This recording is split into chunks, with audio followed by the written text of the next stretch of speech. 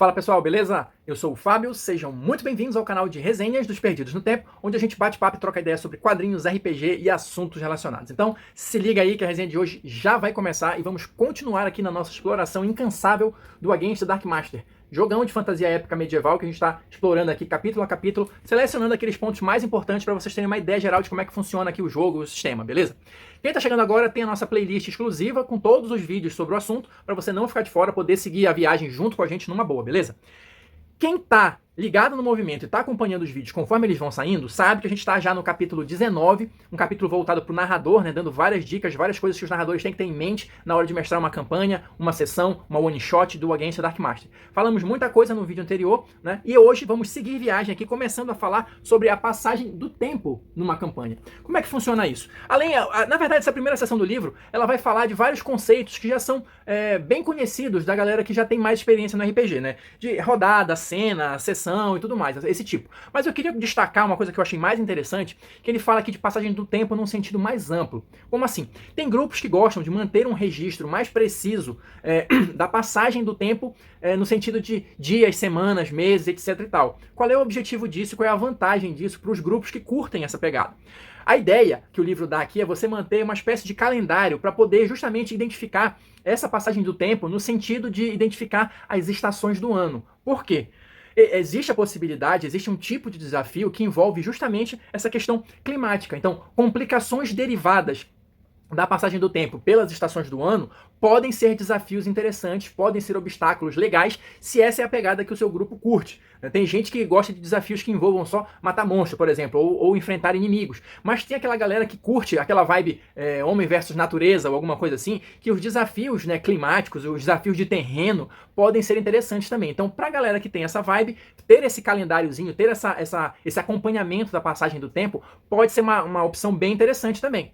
E nesse sentido de passagem de tempo, mas também apimentando um pouco mais a história, tem uma regra opcional aqui que eu achei bem interessante, que está aqui nesse boxzinho, é o 2 minutos para meia-noite.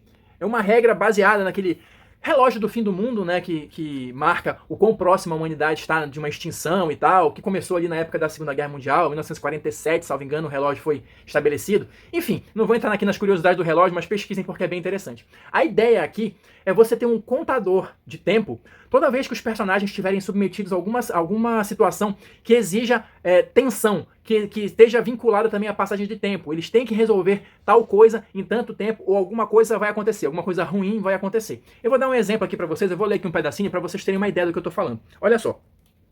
Cada vez que o relógio da perdição aumentar, incremente o valor da face do dado. Ou seja, a ideia aqui é você pegar, por exemplo, um D10 e deixar ali à vista de todo mundo e ir mudando toda vez que a situação acontecer.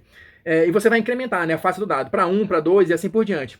E aí, em seguida, toda vez que acontecer um evento que você vai determinar, né, toda vez que alguém falhar num teste, por exemplo, querem abrir uma porta, toda vez que alguém falhar no teste, o relógio aumenta ali um incremento. E toda vez que ele aumenta esse incremento, você, narrador, joga um outro dado de 10 lados, se for esse que você estiver usando, joga um outro D10. Se o resultado deste segundo D10 for igual ou menor do resultado que já está ali no contador, alguma coisa ruim acontece. Algum evento vai prejudicar ainda mais a vida dos personagens, né? Então essa é a ideia de você ter esse contador do tempo para acrescentar um pouquinho mais de tensão no jogo. Claro, você não vai usar isso o tempo todo, mas naquelas cenas específicas, em algumas situações legais, você pode adotar essa ideia do contador de tempo, né, do relógio da perdição, que eu acho que pode ser bem interessante e também ajudar os seus jogadores a não ficarem enrolando muito. É pau na máquina porque o tempo está passando.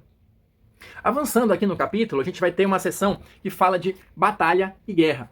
Como é que funciona isso aqui? O Against the Dark Master, ele não tem, na verdade, regras específicas para grandes batalhas, batalhas de exércitos e tal. Não, não é isso. Ele trata as batalhas e guerras de uma maneira diferente. E eu vou pontuar aqui algumas situações que eu acho que podem funcionar bem numa mesa, que eu acho que pode ser bem interessante. E é uma visão diferente. Ao invés de você se engajar numa grande batalha com milhões de soldados de cada lado, você pode ser mais cirúrgico, mais estratégico e ainda assim ter situações emocionantes que envolvam aqui situações de batalhas, grandes batalhas e guerras. Como é que o livro trata essa questão para a gente começar aqui a conversa? A guerra, ela pode ser um pano de fundo, ela pode ser o tema de uma grande aventura, ou seja, aquela coisa que está sempre acontecendo ali, que sempre vai influenciar de uma maneira ou outra as ações dos jogadores ou as missões, né, dos personagens e tal. Isso pode ser sempre afetado por essa guerra que está rolando ali, mas os jogadores não têm uma participação direta em grandes batalhas. Essa é uma possibilidade, tá? E você pode ter também a guerra como um obstáculo a ser superado. Nem que seja no seguinte sentido: olha, a gente precisa chegar em tal região, mas entre aqui no meio do nosso caminho tem um grande campo de batalha, tem uma guerra acontecendo, a gente vai precisar se mover através disso de alguma maneira. Aí a gente já teria a guerra mais como um obstáculo. E claro, os jogadores podem, de fato, se envolver nas grandes batalhas, se envolver nas situações. E é aqui que o livro tem um tratamento que eu acho um pouco diferenciado e eu acho que é legal também, que pode ser bastante interessante. Isso é o que o livro vai chamar de batalhas heróicas. Qual é a ideia aqui? Ao invés dos jogadores, de você colocar os personagens ali lá no meio do combate e eles terem que fazer 1 milhão de testes ali para derrotar inimigo por inimigo, a ideia aqui é que os personagens, até por serem heróis, serem diferenciados de alguma maneira, eles vão agir de uma forma mais estratégica, de uma forma mais cirúrgica, ou seja, eles vão ali enfrentar situações específicas, situações diversas, que vão ser tipo, entre aspas aqui, mini eventos. Como é que vai funcionar isso?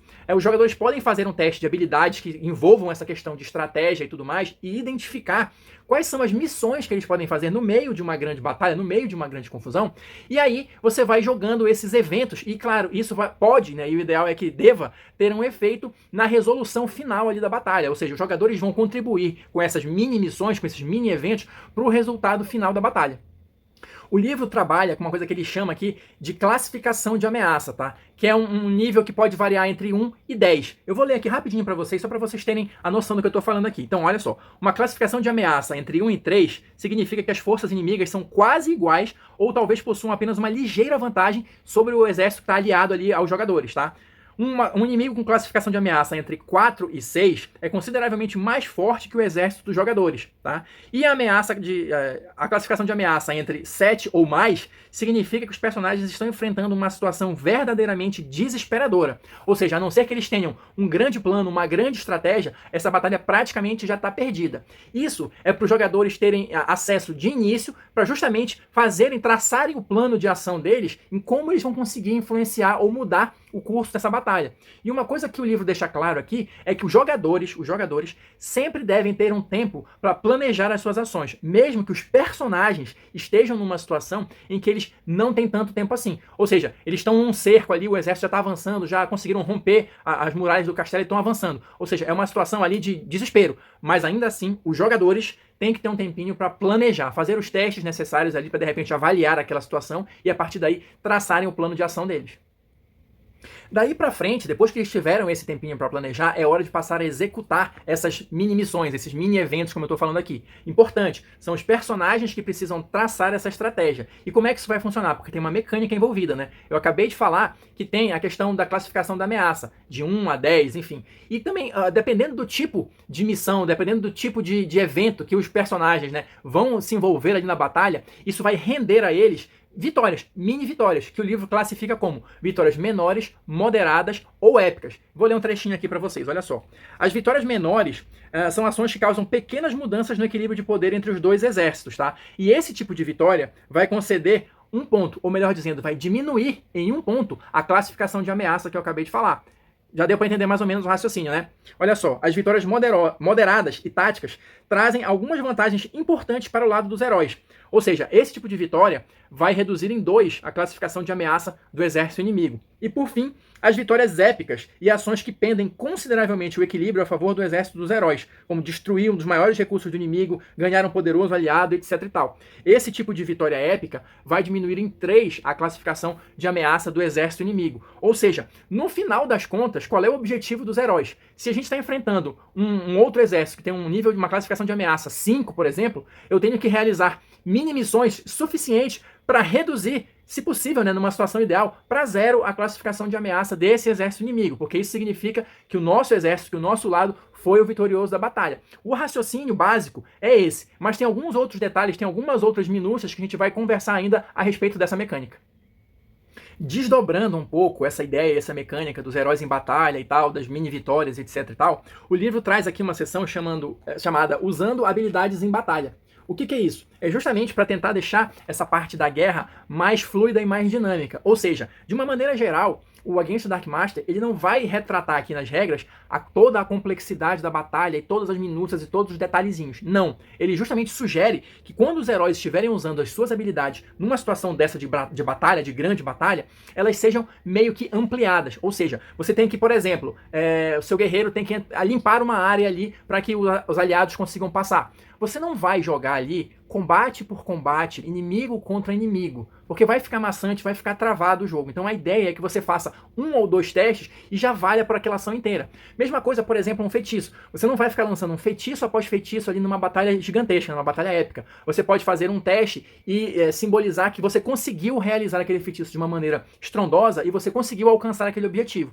Esses testes específicos, nessa situação específica que eu estou descrevendo aqui, eles vão ter uma dificuldade própria, que vai ser baseada no tipo de vitória que vocês estão buscando. Então, por exemplo, você vai ter aqui, se essa tarefa, se essa mini missão vai dar uma vitória menor para vocês, a dificuldade é menos 10. Se vai ser uma vitória moderada, menos 20. Se vai ser uma vitória épica, menos 40. Ou seja, você tem essa tabela aqui para servir de guia e para agilizar essas jogadas de dado durante essas grandes batalhas, durante esses eventos épicos.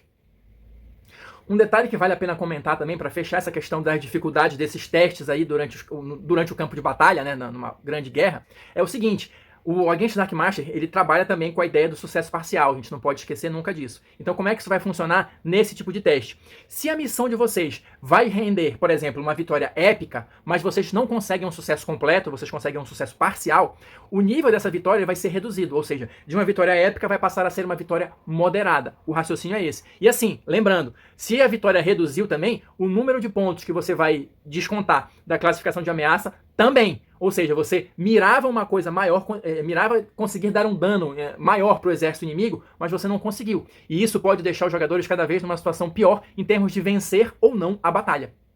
No fim das contas, e para a gente já ir encaminhando para o final desse vídeo, como é que a gente vai dar o fecho nisso? Como é que vai ser a resolução dessa grande batalha? A resolução mais fácil seria se vocês de fato conseguirem reduzir a classificação de ameaça do exército inimigo para 0, porque isso significa, segundo o livro, que vocês vão viver o alvorecer da vitória, ou seja, o seu exército sagrou-se vitorioso. Claro, os personagens, os jogadores e o narrador vão discutir ali as minúcias do final do combate, né? Aqueles detalhezinhos, o que aconteceu, o que foi afetado, se o exército de vocês também sofreu algum tipo de dano. Beleza, isso aí vai ser um acordo entre narrador e jogadores. Mas vocês foram bem sucedidos e isso é inegável. O problema, ou o detalhe, é quando vocês não conseguem reduzir a 0 essa classificação de ameaça.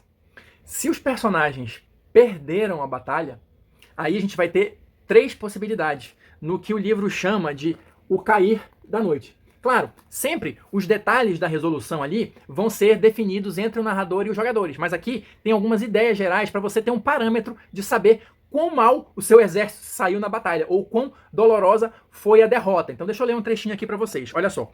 Se o inimigo não perde nenhuma classificação de ameaça, ou seja, se vocês falharam e todas as missões não conseguiram reduzir nenhum pontinho na classificação de ameaça do exército inimigo, a derrota é completa, né? O lado dos heróis é totalmente derrotado. Os heróis provavelmente estão feridos e são forçados a fugir ou feitos prisioneiros. Esse é o pior cenário de derrota. Existe também a possibilidade do inimigo perder menos da metade da classificação de ameaça, ou seja, vocês foram bem-sucedidos em algumas missões, mas não conseguiram vencer nem a metade da classificação de ameaça dele. Nesse caso, o inimigo ainda ganha, mas graças aos esforços valentes dos heróis, eles também sofrem algum tipo de perda ou revés menor. E isso vai ser acordado entre narrador e jogadores. E por fim, a terceira possibilidade, se o inimigo perder metade ou mais da sua classificação de ameaça, a sua vitória deve ser ainda menos recompensadora, seja por causa dos pesados desgastes infligidos às suas forças ou porque eles falharam em obter um objetivo importante. Ou seja, dependendo do nível ali que vocês conseguiram de sucesso ou não nas mini-missões, vocês vão ter um possível resultado final da batalha, que vai ser acordado ali entre os jogadores e o narrador. Mas assim, é importante ter esses parâmetros, porque as batalhas, muito embora o Against the Dark Master não vá se preocupar com os detalhes técnicos e toda a complexidade da batalha, com certeza, se os seus personagens se envolveram num conflito nessa escala, isso tem que ter um resultado que seja influente na campanha de alguma maneira, ou seja, isso tem que direcionar a história para um lado ou para outro, e o objetivo dessas regras é justamente esse. Então é isso, pessoal, vou ficando por aqui, terminamos o nosso segundo vídeo sobre esse capítulo 19, né? Teremos ainda mais um vídeo para fechar esse conteúdo, mas enquanto isso, quem assistiu até agora, muito obrigado, deixa aí seu like, seu dislike, seus comentários, por favor, seus comentários, que eu quero muito saber o que vocês estão achando dessas mecânicas, pra gente continuar trocando uma ideia, beleza? Não se esquece, quem quer seguir viagem com a gente, ativa o sininho aí, se inscreve no canal e a gente se encontra na próxima resenha.